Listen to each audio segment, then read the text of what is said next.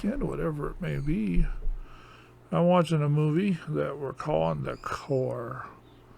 It's a 2003 science fiction disaster thriller, and the whole plot of this movie is a bunch of scientists went to make earthquake machines, and they got Project Destiny, and they stopped the core. So, beginning of the movie, they don't tell you that. They just show, because they want you to follow along. They show birds dying, and then birds going crazy, crashing into windows, all confused about where they're going and all that, like most birds seem to do lately.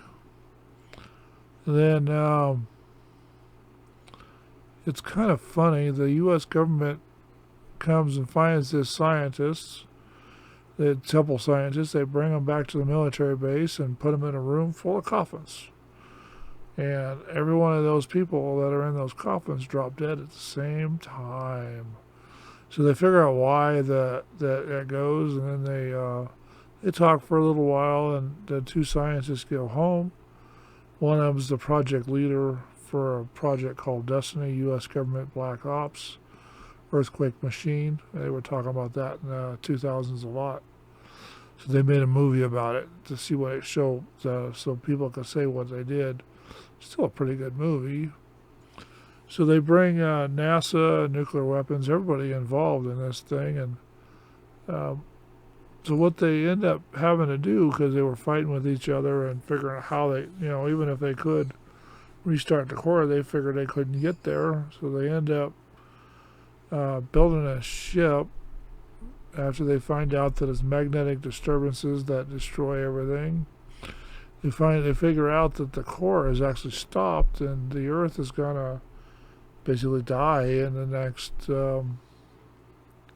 what was it, year and a half they gave it. It would be sooner. So they come on faster than that, but that's the way they said it. So they gave themselves enough time to build the machine in the movie. That's the way the writers wrote it, and it turned out to be a pretty interesting way they did it. They showed a guy with sonic lasers that was destroying rock formation, just big old thing with a lot of laser cannons on there, sound laser cannons on there, and he'd dig a hole through the rocks. And they did a smaller one where they put a rat in an unobtainium box, because that's the material that they had to design. They showed a molecular structure of it. Apparently, it's supposed to generate energy when it's under pressure. So anyway, the volcanoes and everything else is going off. The planet's coming apart where they're building this thing. They're talking about how the Earth's atmosphere is going away, and gamma radiation's getting in and destroying San Francisco Bridge and a couple other places in the United States, boiling the oceans. All the bad stuff that all the conspiracy theorists want to talk about. So they get themselves a hacker, pilots. Oh, pilots came from the space shuttle, because a couple weeks later they had to. They brought a space shuttle in, and the navigation computer was off because the poles were off. So they ended up putting that down the LA River. That was kind of an interesting high action sequence right there. And they did a pretty good job keeping that one going. I kind of like the way they did that. The flying brick landed in the LA River. And they made it under all the bridges except for one, and they had to drop the landing gear and took off the rear wing anyway on a bridge, which was kind of interesting how they did that. And that was before they brought all the scientists in to figure out what's going on. And there's my phone again. The whole then the scientists go, after they do all their consultations to go home. The one scientist uses all of his college class to figure out what's really going on, and then he goes and puts his proposal and has to go speak to the president of the United States. And they don't show the president, but at the time, and they end up going through and building this machine. And towards the middle of this thing, how much time do I have left? Okay, I got plenty of time. Towards the end, once they get the machine built and figure out all the thing, one of the pilots is talking about learning how to fly the thing or drive the thing, tunnelling down to the core of the Earth. You know, it's a good imaginary science fiction movie based on a book, by the way. At least that's what it says in my notes. Deep Earth Science, yeah, navigation system targeted. So anyway, they load this ship up with nuclear weapons, and they got the rat hacking the planet. They catch him hacking anyway. He magnetizes his drives and gets rid of all of his data, so they don't have nothing to put him on. They're just, you know, basically boxes sitting there that don't work for anything anymore because he destroyed them.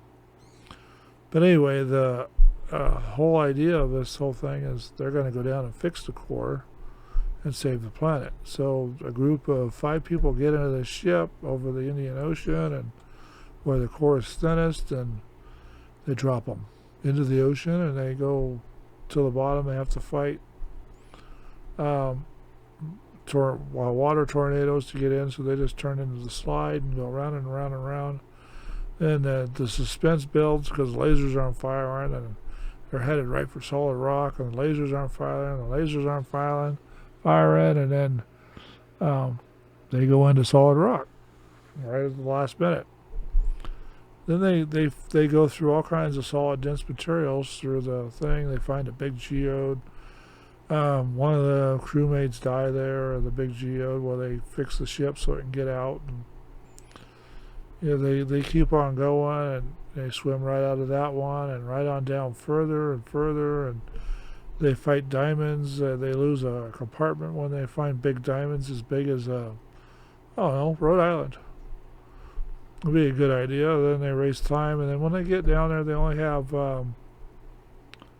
three people left on the ship out of the 5 they started with, because people died on the way down, which is, you know, successfully explored. And then when they get down there, they find out the core's not as dense as they thought it was. It's more fluid, so they make a better time in the fluid. They get all the way into the core.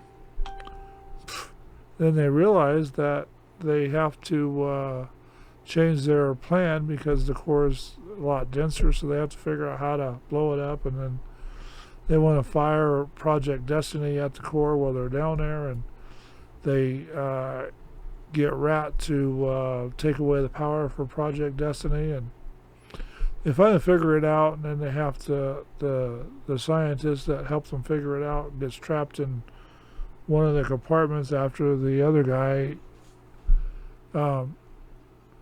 gets Virgil. Yeah, that's the name of the Shazim.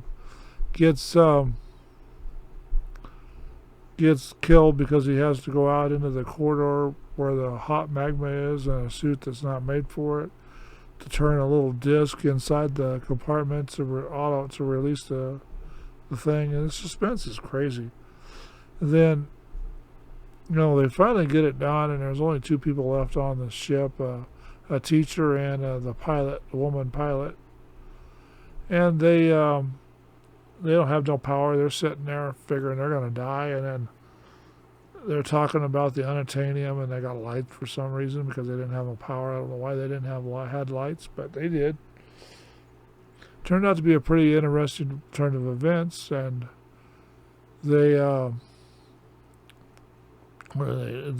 wire all the power wires from the nuclear core that they used to blow up restart the core, because they were successful to get these 2 back up. And they wanted to get back up to the ocean floor, and so they could fly a magma tunnel because everything's settling down and the whole planet's shaking, getting back together, and they wanted to find a way back up. So they get the ship fired up on pressure, and they find their way back up to the ocean through all that hard rocks, and I'm not going to tell you how they navigate it, but they did it.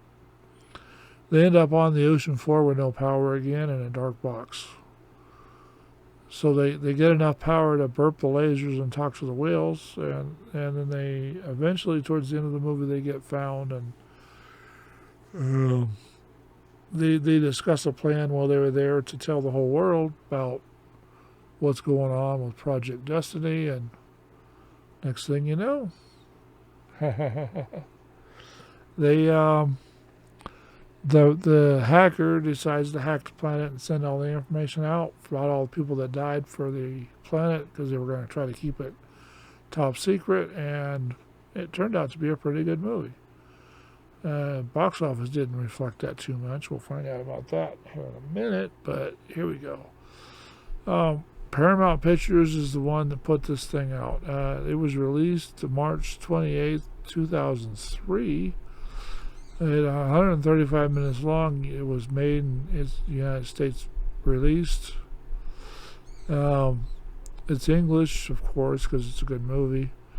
And it was, the budget was $95 million, and it made $74.1 million. So apparently they didn't like it as much as I do, but I like movies like that, so I'm crazy to do that. And hopefully you have a good one and take care of yourself, and we'll talk to you on the next one. Bye now.